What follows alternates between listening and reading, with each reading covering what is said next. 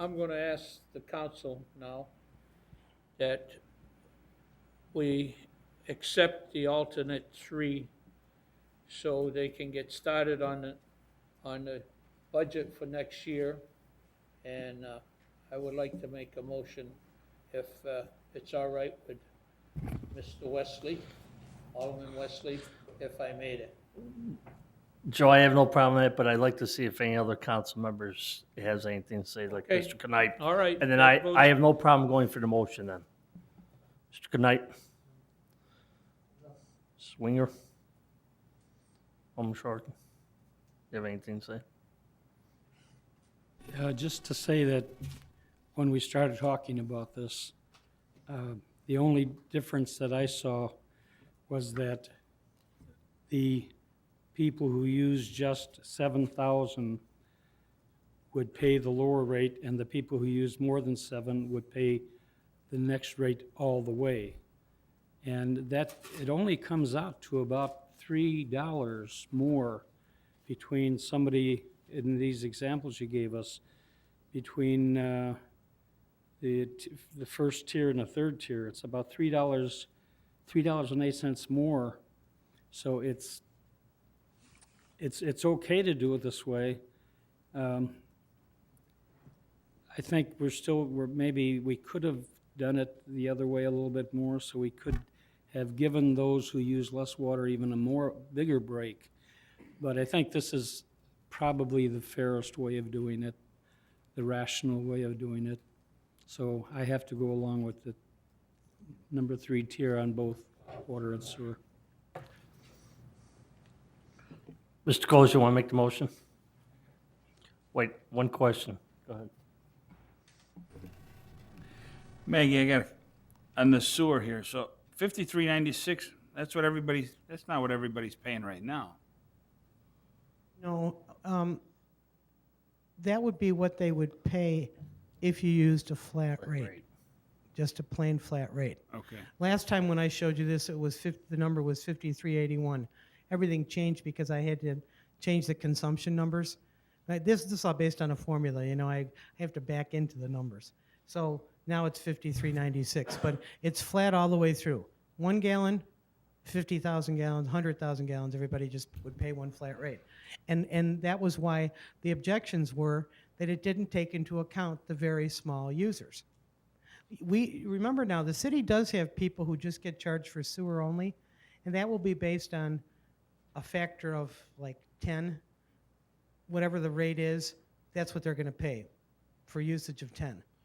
That's just for the flat rate. There's 131 customers who do that. They don't use city water. And industrial and commercial, their rates will be adjusted the way they have been, 1.55 for industrial and 1.6 for food service. Okay, that's the only differences. And those have always been there. Plus the city has a few strange rates, very specific, Yeah. a few 4 flats, a commercial 4 flat. I think there's a 2 flat rate. Those will all change accordingly. What I was trying to give you was the biggest picture of the most users. On alternate 3 there, we go from the 5,000 gallons. Basically, the rate is the same. Just all depends on what you're using, right? Yes, those are just strictly examples. First 4 are from your own bills, and then I wanted to show you some that were higher. And you know where your bill is on there. That's why I'm crying. I know. Okay. Mr. Cole, So there's a rate, okay. Coles, want to make the motion? I would make a motion that the council accepts alternate 3 as for our new sewer rates, so we can get it set up for next year's budget. Do I hear a second? I have a motion on the floor. I have a second on the question on the motion. Mr. Nuzio? Is the motion just on the sewer rates, or what about the water rates? We already got the Water water. rate was okay. The water rates, we're doing the tiers, Do we need Water to make rates a motion were- on that, or? Water rates were in tiers, and the only modification staff was asked to make was to add the 5th tier. Here. So I suppose you could make a motion for, Because we didn't make one the last time. I'm just, I don't Shouldn't- have the shouldn't there be minutes in one? front of me. Let's deal with what we got tonight, and then next committee meeting, we'll make them, tonight. Yeah, I think they should be made as separate motions. That's what Let's I'm do thinking. We sewer. had two motions, one last week for water and this one for sewer this week. I mean, Okay. not last week, but 2 weeks ago. Right, so The motion for the waters on page 5 of the minutes made by Alderman Lewitton at last committee meeting. right, so the water rate was done, the only thing we had was the sewer rate to do. Okay, I have a motion on the floor, I have a second, any other questions? All in favor? Aye. Oppose? Opposed? 2 opposed, motion carries. Thank you. Items to consider future meetings, CY Press Funding Report, paid plan for non-union employees. Anything else on the agenda? I hear none, so I make a motion to adjourn the Finance Committee. All in favor? Motion carries, thank you. Call to order the Planning, Zoning, and Building Committee of August 14th, 2008. The minute taker, please call the roll once more so we can include Alderman Lewitton. Alderman Wesley? Here. Alderman Police? Alderman Lewitton? Here. Alderman Chalky? Here. Alderman Cadella? Here. Alderman Winger? Here. Alderman Coles? Here, Alderman Knight? Here. Thank you. Motion, we have a quorum. First item is a report recommendation, case number 08-V6, the Getz side yard variation. Pardon me? Oh, I'm sorry, yes, the minutes of July 10th, 2008. Make a motion to approve. Do I have a second? Second? All in favor? aye. Motion passes. Report and recommendation on case number 08-V6, Getz side yard variation at 161 Edgebrook. Petitioner and owner has filed an application requesting a side yard variation to allow for the construction and use of an addition to an existing single-family residence, to allow for the construction and use of which is legal non-conforming to the City of Wooddale zoning ordinance for side yard setback. The proposed addition will maintain the existing side yard of 6 feet 8 inches. The property is located in the B2 Single Family District. Any questions? Is the petitioner here? Would you like to make a statement at all? We have the petitioner here if you have any questions. Alderman Wesley. If I'm mistaken, this is going up, not out off the side, am I correct? It's going up and You would have to go to the mic, I'm sorry. Up and forward. Okay. Yes, this addition is going to go up and it's also going to go forward. But the forward wasn't the problem, it was the side yard variation that was the issue.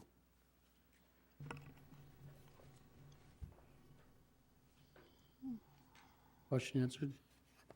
Question answered, thank you. Only question I have is that you're going to be adding on the addition to the, looking at the front of the house to the left side, and you have an existing garage further back on the left side. I mean, looking at the house from the street, From the street, yeah. yeah, the addition would be on the right side of the house, if you're looking at it from the street. Oh, okay, I've got it now. And the blank area that you've added without the stripes in it is just a porch, covered Yes. porch.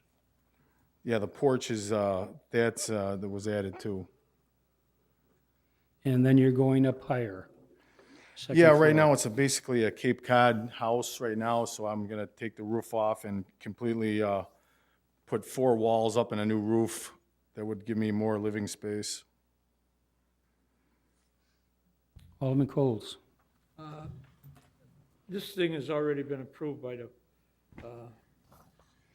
Building and Zoning. Yes. I would say, I think it should go through. Alderman Winger. Thank you. Question to the petitioner. Has your property ever flooded? Have you experienced flooding? I believe in 89 or some, or 87, when we had that big flood, it flooded out not where the addition would be put on, but it did flood out in the street area in front of my house. So only in 89 or recently as well? 87? No, that was the worst it ever was that, I think it was it 87 or? 87. That was the worst, where it actually, I couldn't get out of my driveway. The driveway was completely closed off by the street, by water, but no water's been up to my house. Okay. Do we have any comments from staff, from Mr. Nowak? No, we don't have any comments. Everything is right up to code with you, as far as you can see. And the zoning planning board did pass this unanimously? Correct. Okay. Alderman Winger? Question for Mr. Noack. I see that it looks like we're calling out that there's two separate lots. One's 40 foot, the other is 70 feet wide. And as long as I'm understanding that correctly, then were these two lots never consolidated? No, they were never. I pay taxes on two properties. They told me it wasn't worth it to consolidate them, so just leave them like they were. See, I don't understand why we would let that happen, where the house would be so close to the 40-foot property without consolidating them and making them one total lot. Well, that's the reason that it's so close to the one side, because it is basically two lots, and they're 60-foot lots. So the one, in order to be 10% of your lot width away from the side yard, would be 6 feet of 60 feet. Mr. Noack, why wouldn't we ask the petitioner to consolidate when doing this?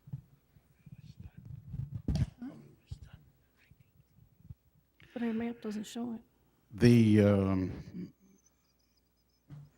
The consolidation of those two lots would certainly make it more palatable and easier to sell the property in the future. But at this time, the city attorney had no problem with this particular presentation, it having the accessory use structure on the lot to the other side of the single-family residence.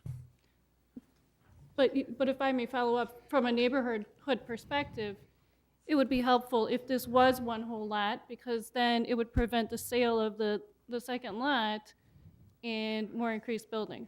I'm not sure that they wanted to impose that on the present owner.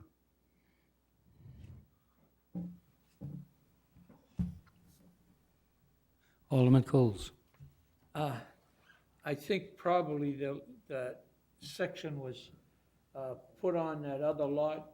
Somebody bought both lots, and then they divided this 40-foot thing off originally somewheres, and then they were told they couldn't build on it. So in other words, he bought both lots probably in the 1940s, right after the Second World War, when they were building all the houses over in Ward 4. Probably that's how it got all mixed up. That's what I arrive at that through reading it. Yeah, I think the house was built when, and just required a 6-foot setback, if I'm not mistaken. So it's legally non-conforming, and you wouldn't want them to have to move the whole first floor of the house to put the second floor on. And joining the two lots would still keep that 6-foot, would be legally non-conforming, wouldn't it? Right. So it wouldn't really make any difference there. Alderman Cadella? Your Alderman Winger has a good point, though. I mean, I guess my question to Roger is it even legal to have a structure straddling the property line of two separate lots?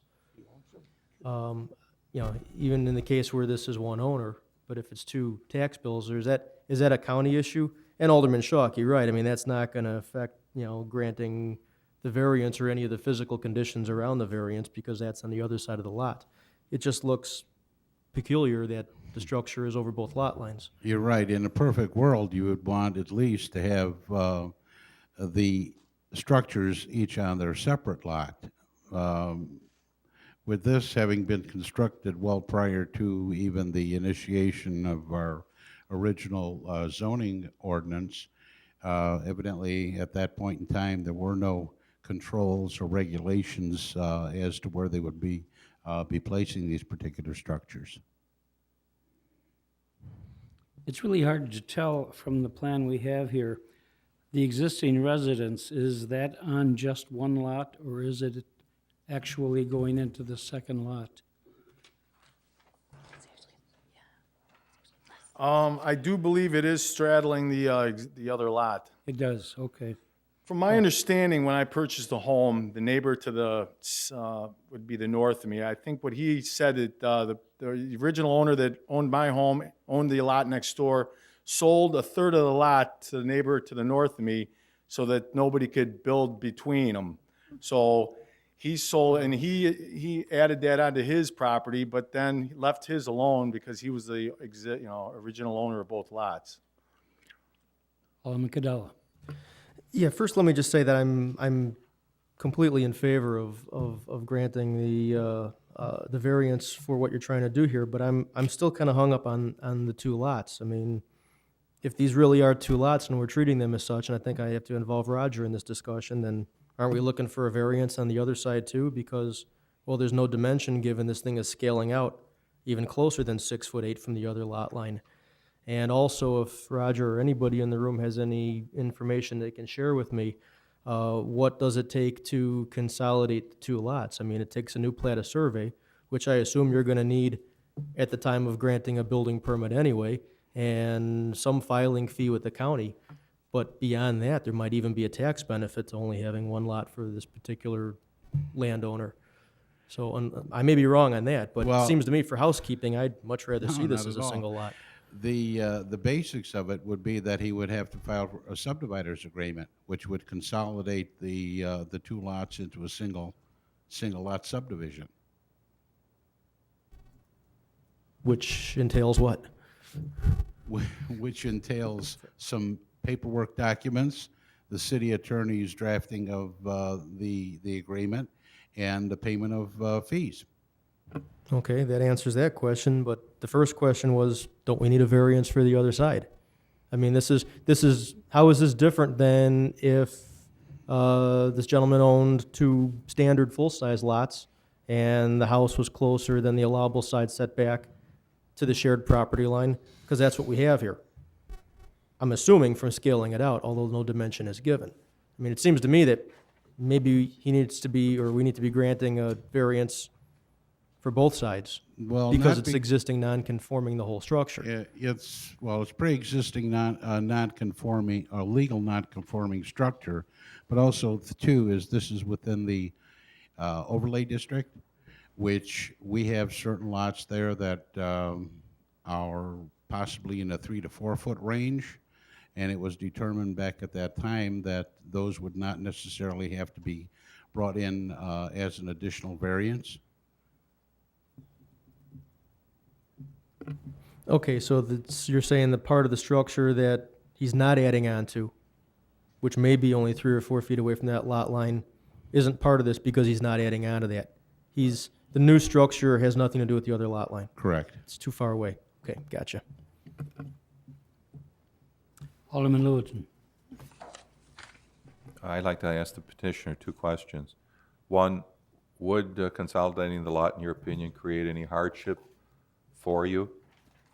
No, not really. Actually, my wife looked into it once before because she was tired of paying 2 tax bills. So she asked somebody about it, and then I don't know, I'm not sure who exactly she talked to, but they said it wasn't worth the aggravation to go through with it, just to leave it the way it was. So, I mean, I have no problem with it, owning it, having it as one lot.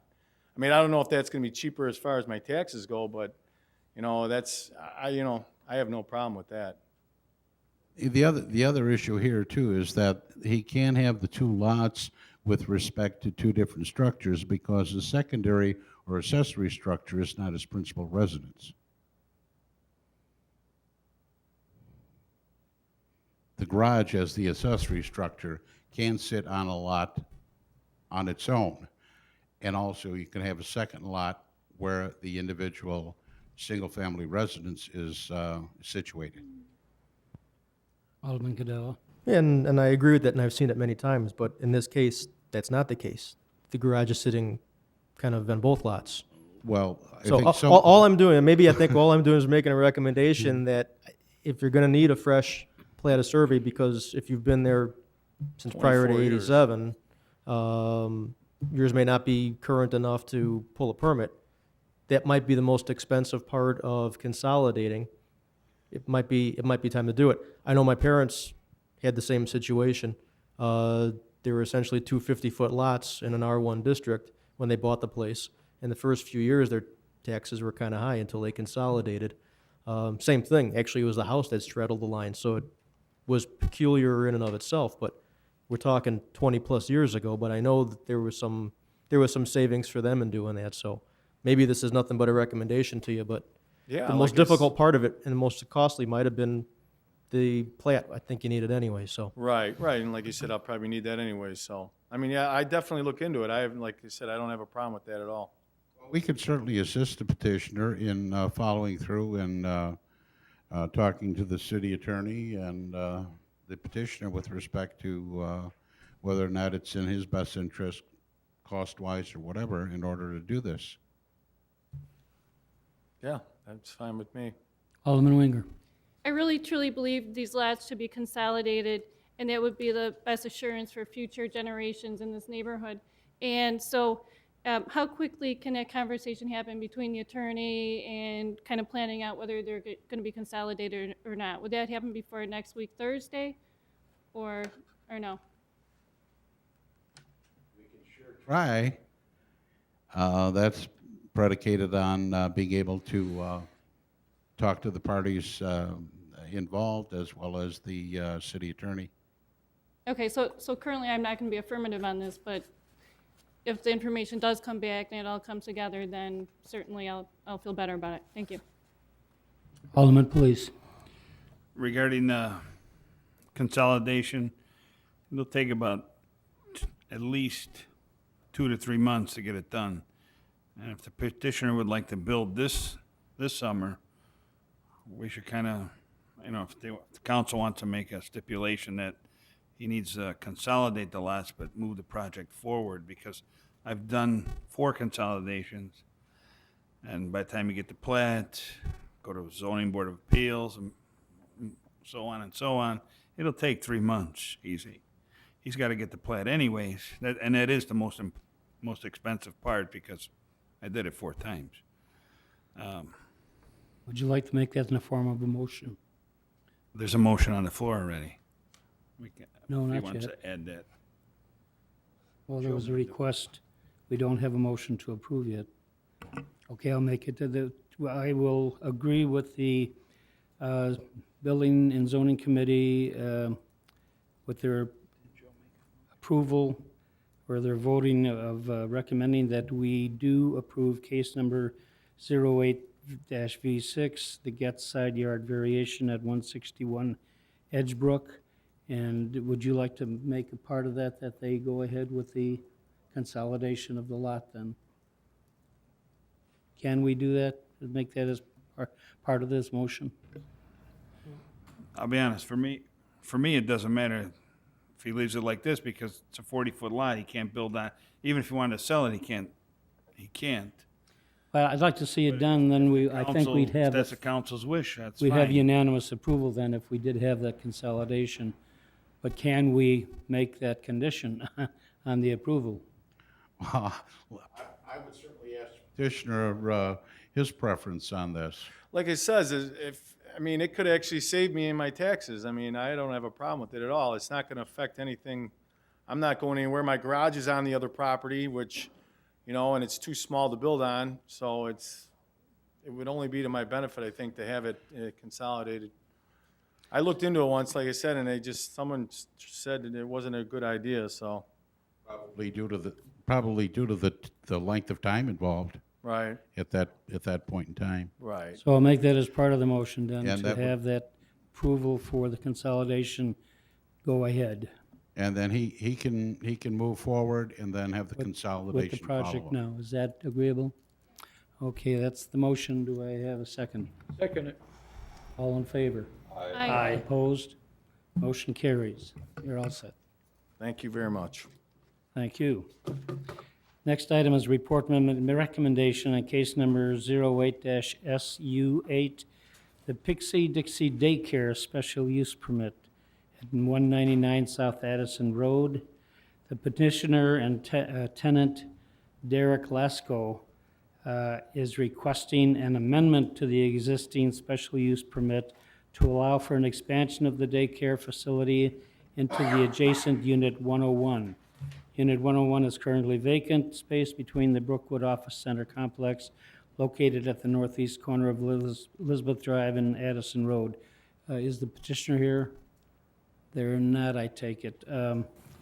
Again, the zoning board did approve this unanimously. They asked the question about if there was an area to walk inside between the two units, and there is.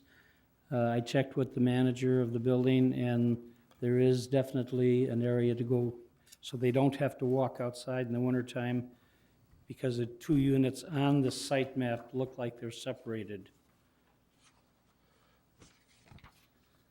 If you look at the back page, it looks like the two units they have now are separated completely from the third unit. But there is a hallway there between the two, so there is a way to get from one end to the other. They do now have approximately 35 children, I understand. They'd like to increase it by about 50 more, for a total of 85 children. The one question that I heard was about the play area along Elizabeth, that it was, the play equipment was just too much for the area. And they have cleaned it up somewhat. They have taken most of the toy, not most, but many of the toy area is cleaned up so that it's not, so that there is some room for the children now.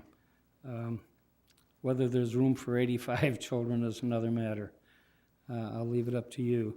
The petitioner also said that he'd like to expand the play area outside, but that was the first the management heard about it.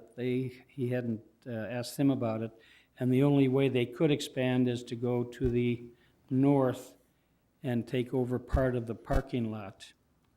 But that would be for the future anyway. So right now, they're talking about adding the second unit, which is basically another 50% more, but adding approximately 50 more children. By the way, the manager did also say that the tenant was an excellent tenant, clean, everything was always spotless there. The public organization that checks on this kind of place, what is? you know what it's CFS? called? Yeah, they have never had any difficulty with them. They've complied with everything. So I don't see any problems with it, except the fact that it's going to be a lot of children in the small area. Alderman Police.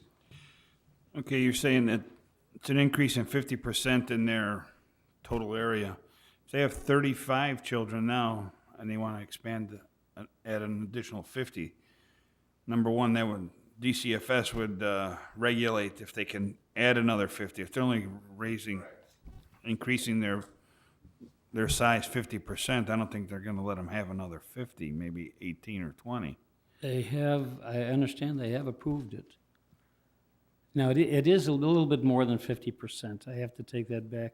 The two units they are in now are smaller units, and the third unit that they're asking for is a larger one than either of the other two, but it's not 100% more.